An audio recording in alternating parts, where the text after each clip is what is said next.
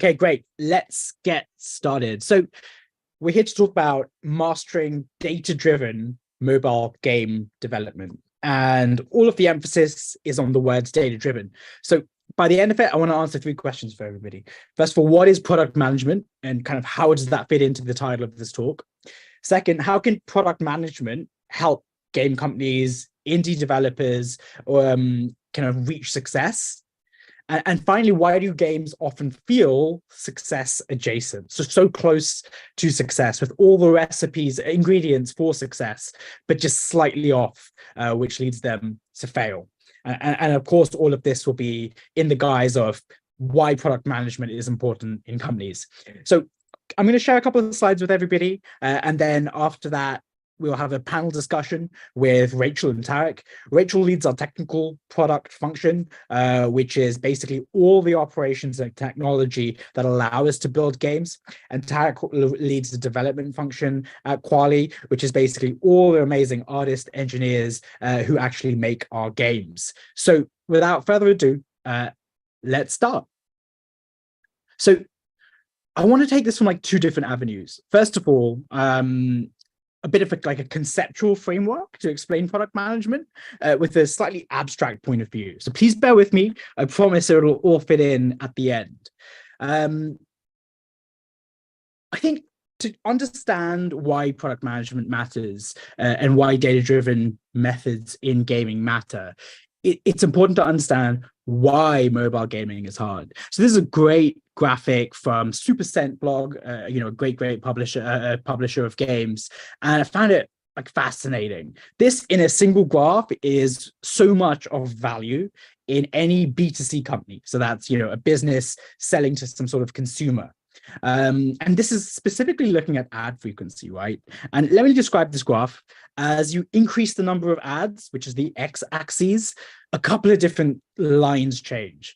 First of all, your ad revenue will increase. You're showing more ads, your ad revenue will increase. But there's kind of a kink in it because after a while, the more ads you serve, the marginal ad, the last ad you serve, will have slightly less revenue. And that's why ad ARPDAU, average revenue per daily active user, that line starts off nice and then starts to kind of flatten out.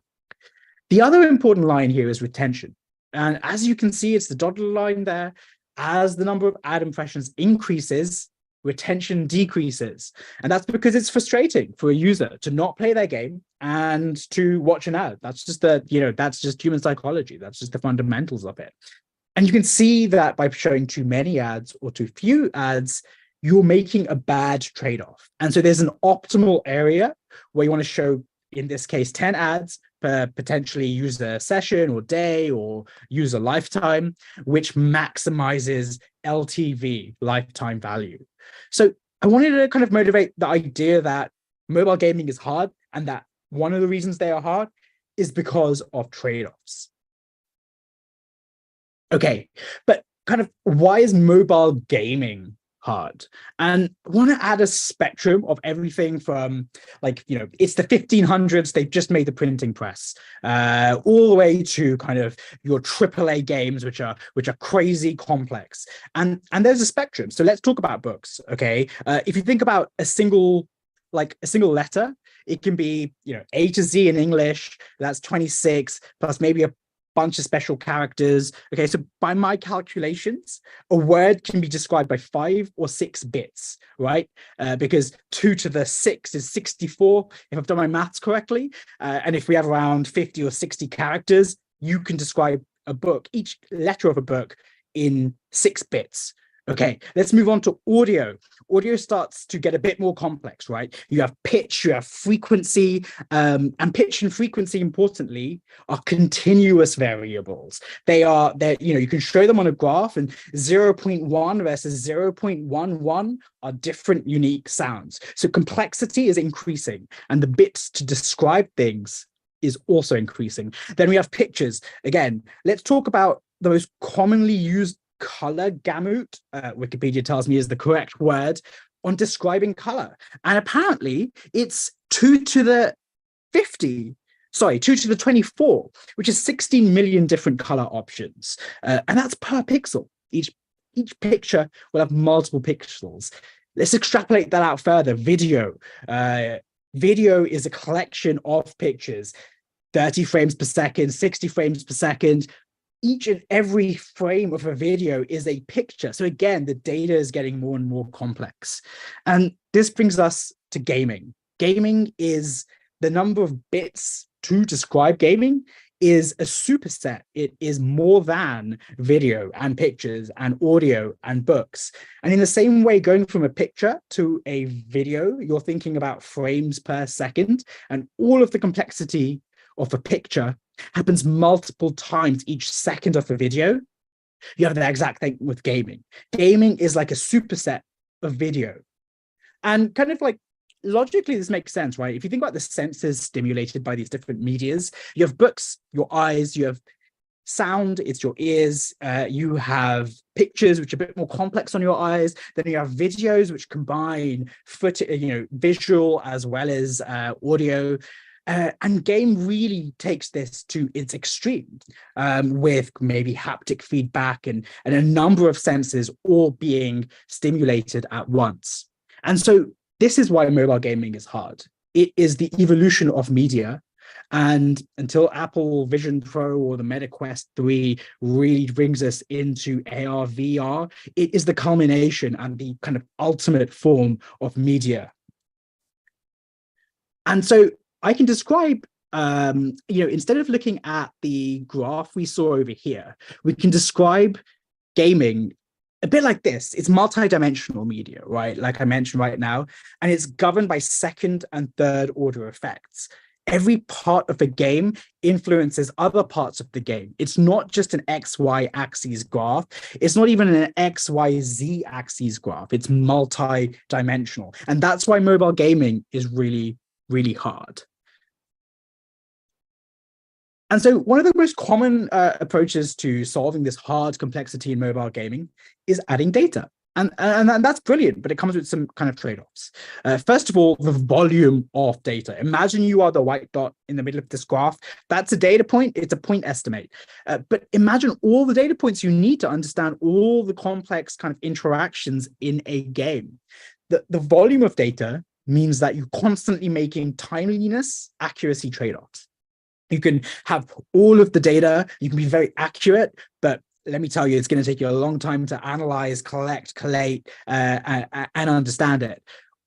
Or you can kind of aggregate data and you can have very good timeliness, but your accuracy starts to get aggregated away. So data doesn't necessarily solve the complexity that makes mobile gaming hard.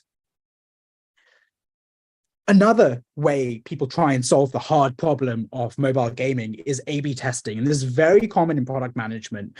But I want to say that A/B tests interrogate this high dimensional shape. It can show you the contours of it, where you're saying, okay, I run an A/B test. Maybe we're getting better retention in one test. Maybe we're getting better revenue in another test. And you can start balancing them out.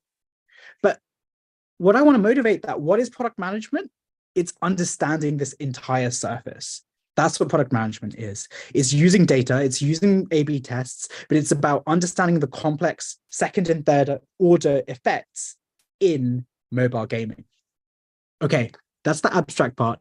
And I want to kind of share Kwalee's methodologies and how we are doing product management, but at the same time, again, motivate why product management is necessary in mobile gaming. So let's answer 3 questions. How do you ID and measure problems? Second, how do you find the source of problems? And finally, how do you translate fun into money? First problem is really important because it starts thinking about data. The second problem is very important because ultimately product management is about the transformation of game companies from shipping features to being product-led and solving user problems. And then finally, because we are in the business of gaming, how do you make this translation from fun into money? Okay, so here's one of the key tools we use at Kwalee in our product management teams to understand games. LTV, lifetime value. That's what we are trying to maximize. We're trying to say, We want users to stay in our apps for a very long time and for each day to somehow be making us revenue, right? And we call this a KPI tree. You can break down LTV into a bunch of different factors. Your ad revenue, and we're going to use the acronym ARPDAU, average revenue per daily active user. And then we can think about IAP, or cash transactions in games, the ARPDAU from that. And finally, the retention curve. But really, if anyone tells you to increase LTV, what does that actually mean? It's a little bit more understandable to say, let's increase ad ARPDAU, because it means show more ads.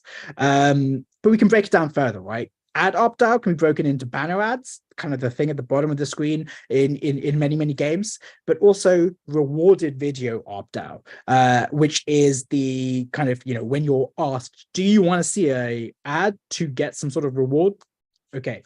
And then we have IAPs, and we can break this down into transaction value, when you make a purchase, how much is it? And the conversion rate. How often do people make transactions? If you multiply those two together, you get IAP ARPDAU. And then you have your retention curve. So 100% of people open your game, that's your install number, but how many appear on day 1 and day 2 and day 7 and day 30? That is a curve. You'll probably have 40, 50, 60% on day 1, and it goes all the way up to down to maybe 10% of people by day 90. These KPIs are financial in kind of logic. They are uncontrollable. No one can actually improve one of these without changing something else in the game. They are objective and they're mathematical. So this is one half to how we do product management at Kwalee. We break down the big macro KPIs we want to improve, and we break them down into slightly more controllable or understandable things in these KPI trees. Great. But you can, like I mentioned, you can't really control LTV. You can't really control transaction values. What we can control as game developers, game designers, and publishers is the game events or the experience the user goes into. So, for example, let's talk about your RV revenue. Let's say you watch an RV every time you want to use a power-up. Well, your power-up inventory is a function, will lead into RV revenue. RV is a function of power-up inventory. And the same with loss rate. If you have a button that lets you retry the level, the more users lose, the more your RV revenue will be. So we can think of these as game events. They are controllable. They are subjective. The developer can make them as they see fit. And they're not always obvious, right? There are so many different features you can have in a game, and so many of these different features are interacting with different financial KPIs at the top of this tree. So as product managers at Kwalee, we start building these KPI trees, taking the financial metrics at the top, like LTV, and breaking them down into things like game events, which are controllable. And we start building hypotheses over them. The lines here are hypotheses, how these game features interact with big KPIs that are important to us. Okay, so let's start modeling high dimensional and integrated problems. So just to motivate this example a bit more, imagine we want to start making the people make more cash transactions in our game. Well, we can have an out of coins pop-up. The user's gonna buy a power-up, or they're gonna buy a second life, a second attempt at the level, and we can start having a pop-up that says, hey, you're out of coins, do you want to buy some more? And when they click on it, we can make it open the shop, and the shop has transactions that are available to them. So immediately you can see how things that used to funnel into RVs can actually be funneled into your IAP revenue just by the different options of buttons that you have on the game. Instead of saying RV, click for RV, you're now saying click for cash. So they are high dimensional and integrated parts of these KPI trees. And as product managers, our role is to identify them and find them out and see which ones actually maximize things like LTV, things like revenue for our game. And you can also think about these blue lines. So the loss rate, the more you lose, the more frustrated you may grow, which will impact retention. That's exactly what we saw on that first image from the Supercent blog. There's also a trade-off between ad ARPDAU and IAP ARPDAU. The more out of coins pop-up screens the user sees, the more irritated they could be, the more clicks they have to do, which is not part of them playing the core game that they love. So these red lines represent interactions within kind of different KPIs, different parts of the game. But then even the kind of the financial layer will have interactions, these blue lines, both amongst themselves and kind of really across this tree in strange ways, which may not always be obvious, which may not always be objective. So in the same way, we looked at that kind of multicolored graph.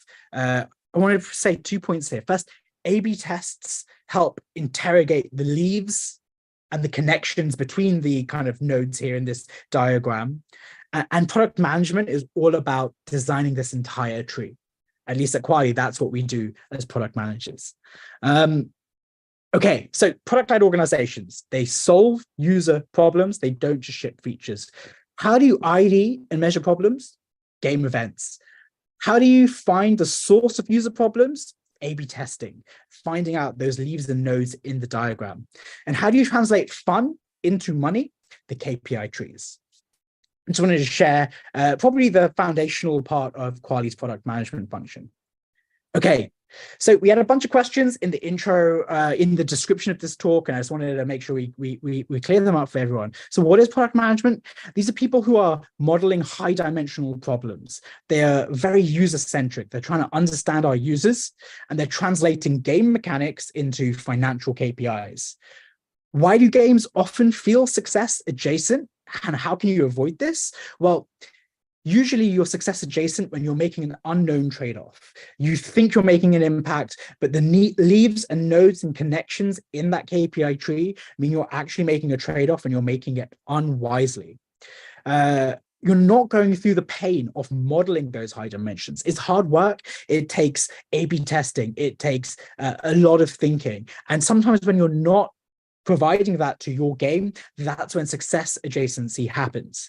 And finally, success adjacency happens when you ship features instead of trying to solve specific user problems with what your development teams are doing.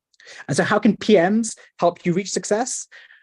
2 things here: systematic exploration of games and user preferences, A/B testing, using data. And finally, understanding the trade-offs, modeling those high dimensions, and focusing all the development energy on solving user problems via KPI trees. Okay, that's it for the slides. We're about 15 minutes through, and now I want to go to our panelists. So Rachel leads our technical product function. As mentioned, this is everything from the infrastructure to run A/B tests, the infrastructure to localize apps into different languages, the data analytics pipelines that take game events and make them investigatable in SQL or something similar. So Rachel's going to give that technical perspective on how to run product ops and data-driven ops. Tarak is that leads our development function. So that's all the artists, all the engineers, all the producers who day in, day out make games happen. So I'm going to stop sharing. I'm going to switch over to some questions. So Rachel, Tarak, I hope you're doing really well. We have some prepared questions. If you have any questions, please use the Hoover app to shoot them over to us, and we'll definitely come to them. Great. So first question, what types of data do we prioritize in mobile game development? And how are we ensuring relevance and accuracy? There's 2 things I mentioned are a big trade-off. Okay. Yeah. Hey, shall I start? I'll go. I don't have as much to say. I'll say, okay, so from a development point of view, I'm always interested in things like crash rate, Android not responding, what's the performance like? If we talk about being success adjacent, the last thing that I want and what keeps me up at night is what if the game simply isn't running as well on these devices? That's noise we don't need, right? If we have kind of market conditions and competitors that we need to compare ourselves to, then the last thing we need to do is to hamstring ourselves. So we use things like Firebase, but there are other tools out there as well. That gives us the data that tells us you have a crash rate of 3% or you have a high Android not responding rate, but it doesn't necessarily tell you what to do next. And that's where we can talk to product, we can talk to the data teams, and we can understand, okay, how bad is this problem? An example would be, let's say we have a 5% crash rate and we delve a little deeper, we look at Google Console and we see that it's on Samsung devices only. okay, well, there's two ways to solve it. I could have an engineer spend a long time trying to fix that crash rate. Or maybe I could talk to the UA team and say, hey, can we exclude those devices from our campaigns, or can we exclude it from our data? Because maybe we already have enough users and we can still draw a conclusion on, say, an MVT build. You know, we're trying to minimize cost as we test these ideas. So yeah, things like crash rate, performance, how well does it run? What's our target? Is it 30 FPS? Is it 60 FPS? What devices do we want to go out on? All of that information has to be known. It has to be known by the dev team, but also has to be known by the wider team so that the UA team know, okay, well, if we're going to target this geo, then these are the sort of devices you could expect. How does that, how does that work? And it's really important to monitor that, especially in the early stages of development, so that you can ensure you have a nice, strong kind of code base, art pipeline, etc., to really support the game. So you don't have these headaches when you get to global launch or you get to soft launch, tech launch, whatever it is, you find out your app is not performing at the level that it needs to be. Yeah. Nice. Thanks. I suppose I could touch on the sort of data pipeline side of our internal data. So what sorts of information do we prioritize? All that data in that KPI tree that Nilay showed, we make sure that that data is accessible to everybody in the company. From all sorts of information on who our players are, from our UA campaigns to how they play our games, tracking things like, the revenue generated, how often are they coming back, when they're coming back, what sort of activities are they doing, and how long are they playing for. And so we see these sort of core events that we can track, all of these sort of generic things that are shared across all of our games, all of our KPI metrics. And then we can dive more deeply into specific games, because every game is different. Maybe some of them follow similar structures, but specific games, we will maybe want to track specific pieces of information. And so how we can relate these to the more core KPI metrics with these more game-specific data that the PMs will use to, really hone in and define that KPI tree even further. And we do this making sure that we have BI tools that allow, I suppose, to democratize access for everybody in the company to come in and see what the KPI metrics are for a particular game at a particular time. And making sure that isn't a secret. You don't have to be a SQL guru to know how to analyze that data. We want to really open that up and make data access a lot more easier for everyone in the company. And then two other aspects of the sort of relevance of that data and the accuracy of that data. We make sure that that data is relevant by keeping it real time, so we can deep dive into, as soon as a game is launched, we have access to that data almost immediately to see, is there anything bad that's going to happen before it happens, sort of thing. And then we also have ETL processes, or like data pipeline processes, to make sure that we can aggregate that data and have it ready for those BI dashboards, so that everyone can see those metrics once those pipelines have run. And then sort of accuracy side, when it comes to game specific events, we QA them and think about different test cases, different scenarios. If I click on this button, do I see the data say, yes, you have clicked that button, and that's the intended behavior that we want that data to reflect. And then when it comes to the more core data, when we want to track a better version of our in-app purchases and more activity and engagement through there, we will rigorously test this and A/B test this before it becomes part of our core data streams. So hopefully that gives a good idea of the sort of internal data that we track. Yeah, definitely. I feel it's really taken for granted having great data ops in an organization, and it's of course a huge cost and time investment, but once you have it, it is life-changing, not only for kind of product managers, not only for leadership who want to see a dashboard with all the KPIs, but just everyone in Tarak's team. The fact that an artist or an engineer can get very deep insight into the value of their features is phenomenal for motivation, for allowing people to understand their impact day to day. And then I guess like from the product team side of things, having the flexibility to get, I don't know, the engineers and Tarak's team to make an event which is arbitrarily complex, and knowing that the data and engineering folk are able to like add it to the pipeline, allow us to measure it, has been, you know, critical to, I guess, our speed of making games. Okay, great.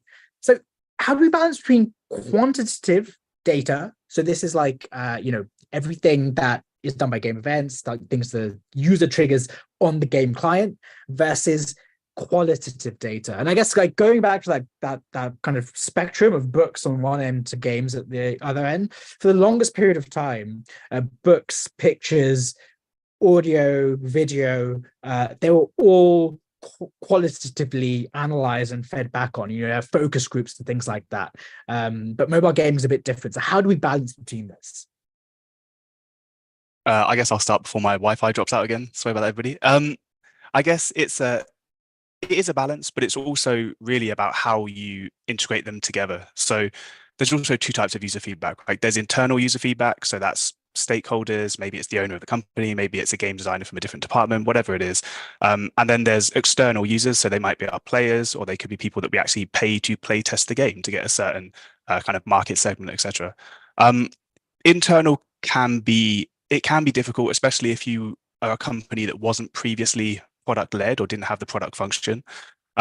People are used to kind of bringing up, hey, I played this game, you know, I played a game over the weekend with my family where they were struggling to understand this. Maybe we should change the controls, you know. Rather than kind of implement that and say, okay, well, let's do that. You know, that's anecdotal. It seems to be a problem that we have here.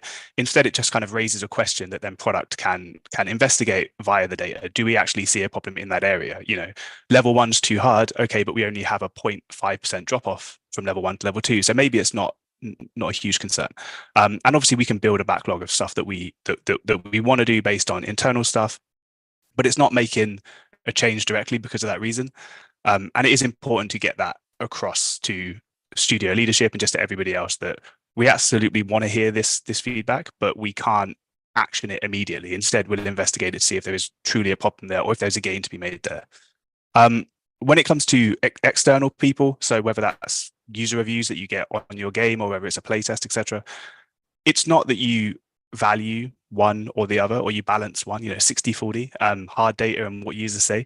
It's more, can you use the user feedback, the qualitative feedback, which I've successfully said, to kind of strengthen your assumptions that you get from the data. So the data will tell you what is happening, but it might not tell you why it's happening. So perhaps you have a lack of engagement in a certain mode or in a certain screen, and you go through your user tests and you watch videos from playtests, or you get written feedback and you see, oh, okay, they don't like it for this reason. So this is going to help us kind of direct our design when we go into a subsequent sprint to improve this. So I think it's not a case of balance, it's a case of how do you integrate it, when do you integrate it, and then how do you make sure that people understand the reasons that you use one or the other. Yeah, I think that's really valuable.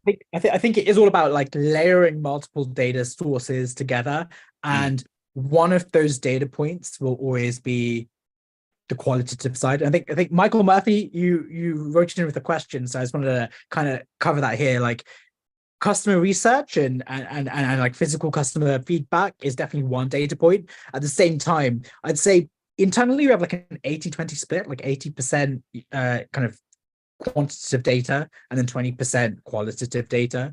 And also say it probably changes as a product progresses, right? In the early days when you're trying to pick theme or something like that, that's when UX testing and user testing makes the most sense for us. But then as the game matures, we're probably becoming more and more data driven in terms of the quantitative data.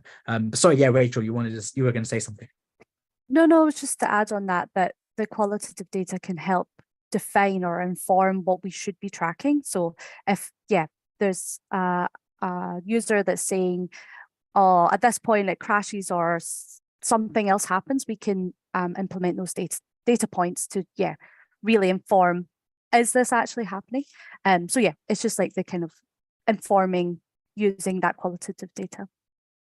Perfect. I'm just going to look through the submitted questions because I think some of them got quite a few upvotes. So one of them by Michael Lewin, apologies if I mispronounce any names. How long do you need to run an A/B test for before you can get meaningful answers from your data? So, Rachel leads is our head of technical product, but Rachel also has a fantastic background in data science. I'm just going to lob this one at Rachel. Rachel, talk to us about statistical significance, bearing in mind we've only got 15 minutes. So, that's the ceiling of how long we can talk about this for. Lots of users, a trusted platform to make sure that we can actually trust that data is being received to players and we can actually get that data back. But when it comes to statistical significance, in an ideal world, we would want lots and lots of users to see what that end result is. And when we talk about the impact of that A/B test, that could be from, do they make more money at a higher LTV at day 7, day 30? Is retention higher?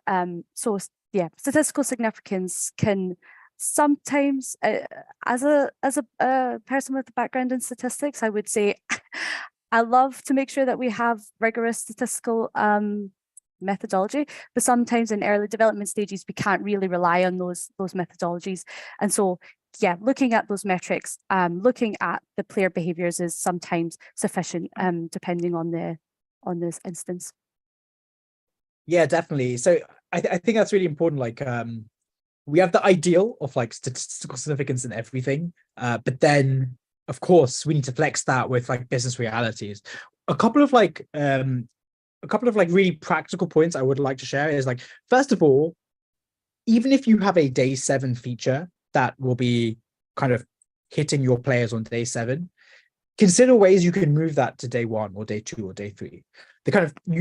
But by means of the retention curve, you'll have more users there, so you'll get more data. You're more likely to be statistically significant at a lower cost point. And maybe you release that feature on day 7, and hey, maybe it doesn't give exactly the same impact as it did on day 1 or day 2 or day 3. But I'd say 9 times out of 10, you can test a day 7 feature on day 0, have a lot more data at a much lower cost, so reach statistical significance faster.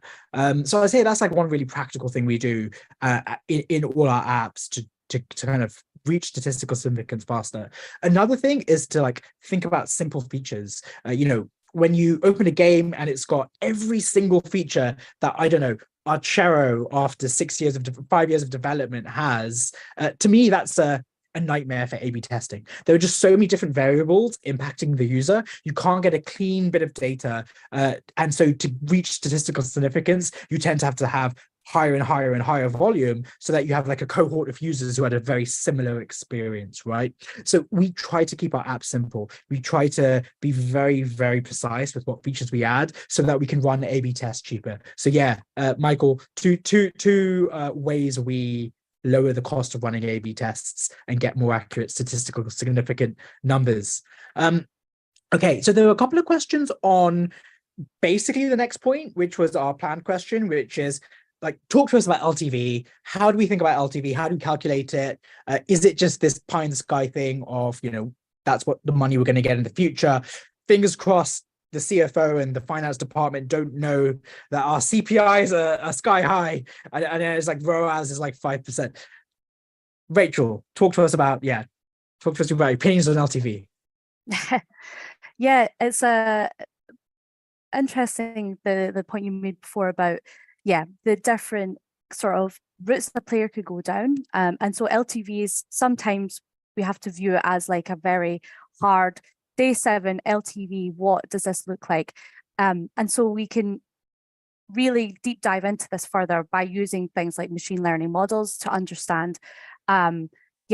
Amazing. We're very, very sorry about that. There was just a loud crack of thunder outside, and I'm just imagining it was a semi-act of God to take us offline. But we're having attendees get back in. Where were we? We were talking about LTV and the kind of ROAS and LTV models that we've developed internally. And Rachel was mentioning how we've moved from like a day 27 LTV model to a day 90 LTV model, and how we've moved from kind of quite simple I think you mentioned gradient descent models to more complex neural network models, and the NVIDIA GPUs to back that up, so that we can predict day 90, day 270 LTV and ROAS as soon as our users are downloading and installing the app, and with as little as just day 0, day 1 activity for the cohort of users. So that's how we're approaching LTV. That's how we can kind of run our A/B tests and then scale our apps. Great. So thank you, everybody. Sorry for that slight hiccup. Next question. How do we determine when it's time to pivot or sunset a feature, a game? So this is a bunch of questions that we've had into us via Hoover, where people have asked about the life cycle of our apps. This is the hardest question, right? And this is the thing that studios often get stuck on. You find yourself, first it's just, we're 3 months, and then we've been working on this a year. We started this last year. It becomes very difficult. I think product is something that can actually help this process, because ultimately the quicker you can kill a game that is not going to work, the better. It doesn't feel good, but it's important to kind of celebrate that and say, let's move on, let's have another fresh chance. And it really comes down to when you run out of good questions to ask. So we talk about product showing, or rather the data showing, hey, we've got a drop off here in between these levels. Okay, well, let's analyze that. Let's talk about it with design. Let's say, how do we think we can solve this? What's an intelligent question we can raise? What's the design we can come up with? And how do we think that will impact the user? If we do that, we release it and it's not enough, and we do that again and again and again throughout the app, and we're still not near ROAS, we don't think we can make the app work anymore, then perhaps that is a time to kill the app. And we can kind of have this conversation every sprint, every release. If we're on a 2-week sprint cycle after the first version, it's obviously not as serious in your first sprint release, your second sprint release, because there is often still a ton of things you could do and ways you can optimize the app. But as the app gets older and older in life cycle, you need to start asking yourself those kind of hard questions and really pushing it. Is this feature really likely to make as big a difference as we need? And there's lots of ways you can kind of look at that. You can look at historical data within your own studio. You can look at existing apps. Do they have that feature, competitors, etc.? But yeah, it really is a case of saying, okay, can anybody raise a really strong question with a really good answer around the issues that we know we have, that the data shows us? And if you can't, then maybe it's time to sunset that app and move on. Yeah, exactly. I just want to second that, which is the product team are analyzing the data and thinking like of the big questions of what we could do in this app, and then kind of Rachel's team with their LTV models are really assisting in us in acting like a stop loss, just really being like, look, you're so off the mark. We have no route or no amount of good questions answered, hypothesis-driven A/B tests done will allow us to bridge that gap. That's what helps answer that question. But like Tarak said, I think it is the $1 million question, or probably $1 billion question across mobile gaming, where you sometimes do kill apps too quickly, you sometimes do kill them too late. I like to think with our product-driven approach, and with kind of the data-driven approach that Rachel's team allow us to do, we make the call correctly more often than not. I think that's all you can really hope for. Okay, great. So I'm going to go through some questions that have kind of come through the Hoover app. So the graph, yes, we'll definitely send to you the slides after the call. Do you have any data on how that graph differs with interstitials versus kind of like RV ads? So I guess one of the reasons I wanted to show that graph is to say it's a brilliant question. However, it's so much more complicated than that. So to the ask of this question, I definitely urge you to think about not only the different types of ads and what the optimal number of ads is to have and the impact on revenue, but also how is your ads impacting other parts of the user experience? How are your ads, maybe sometimes ads can be great. Sometimes they're giving the user a pause in an otherwise really hectic game. So do that hard work of building the KPI trees and analyzing it. Great. is there software services you recommend to track data results from A/B testing? So to answer this question, yes, we currently use Google Looker. We find Looker is one of the few kind of softwares which you can put in front of someone who will never use SQL, either they don't want to or they don't know how. But you can give them enough kind of ways to control that data to get meaningful results. But then we can also use it with the data science team, where they can directly write SQL and query our databases on an almost live, like maybe 5-6 hour delay basis.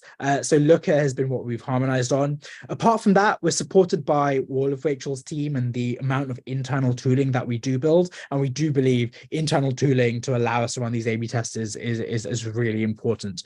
Okay, great. As an indie studio, having a dedicated full-time PM isn't usually feasible. What are the core fundamentals a studio should implement on a shoestring budget? So I'm a big believer that in many smaller organizations, the CEO or the CPO or probably the CEO is the acting PM. And so I definitely recommend dissecting your game into something like a KPI tree, thinking about the top level metrics, which are financial and objective, and then your specific game. What are the core levers that impact user experience? Start building that model and then thinking about how you can play with that model when you run your A/B tests. How do you keep other departments informed about data-led approaches? So we've got 2 more minutes. Tarak, I think this is really thinking about your teams because Rachel and my team are very close with the data. What are your thoughts? How do we keep your teams notified? Or do we not? And this is a bit of a session all of a sudden. Well, no, that is a good question, because there is such thing as too much information, right? You need people to kind of be able to focus on what's important for them. But equally, like Nilay referred to a while back, it can be very motivating to see the direct result of their work. So, for example, our audio team, whenever we do A/B tests around audio, they are super eager to hear about the percentage difference it made to LTV or engagement, etc. So it's about understanding your team. No team is exactly the same. Some teams will be comprised of people who really just want to focus on what they're doing and leave that to product. And there are others who are going to be essentially they're small product managers in their own right. It's a function that can be spread amongst a team that wants to be involved in that way. So as Nilay said, we have tools like Looker, so people can go in, they can make their own queries without having to have the deep knowledge. I think that's important. And equally, just having a weekly roundup, that's something that we do internally. A few slides, this is what we hope to achieve, this is the result of the A/B test, and this is where we're going. How we move forward after that. Amazing. And with that, I believe we're at time. Thank you, Rachel. Thank you, Tarak, for giving kind of the full rounded impressions of what product management's all about. Thank you to our attendees. And I hope you look forward to the rest of the sessions at the Game Master Summit.